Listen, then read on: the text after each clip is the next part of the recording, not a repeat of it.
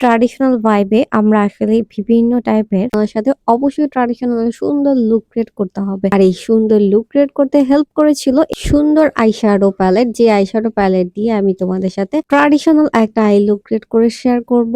আর তার সাথে full video দেখতে হবে। সো আমি প্রথমেই একটা ব্ল্যাক কালার আইশ্যাডো নিয়ে আমার চোখের আউটসাইডে এবং ইনসাইডে জাস্ট ড্যাব ড্যাব করে কালারটা বসিয়ে দিচ্ছি। এই টাইপের লুক তোমরা যে কোনো আউটফিট এবং গর্জিয়াস মেকআপের সাথে ক্রিয়েট করতে পারবা। যেহেতু ট্র্যাডিশনাল আমি একটু ডার্কের মধ্যে কিছু রাখার ট্রাই করছি, বাট খুব সুন্দর ইজি তোমাদের সাথে লুক ট্রাই করব যেন তোমরা ইজিলি লুক ক্রিয়েট করতে পারো। এই পার্ট হচ্ছে আমি একটা শিমার কালার ইউজ করব মিডল সাইডে। শিমারটা জাস্ট আঙ্গুল প্রেস করে বসিয়ে দিলাম। দেখেন কত ইজি, এটা কে না পারে, যে আই লুক করতে পারে না সেও পারবে। দেন আমি একটা রেড টাইপের একটা মেরুন টাইপের কালার খুবই সামান্য পরিমাণে নিয়ে আমি উপর সাইডটাকে ব্লেন্ড করে দিব। যেহেতু আমি কালারটা বসিয়েছি, টাইম নিয়ে সুন্দরভাবে ব্লেন্ড করলে ব্লেন্ডিংটা অনেক বেশি সুন্দর লাগে, হার্শ থাকে না, দেখতে অনেক পারফেক্ট লাগে।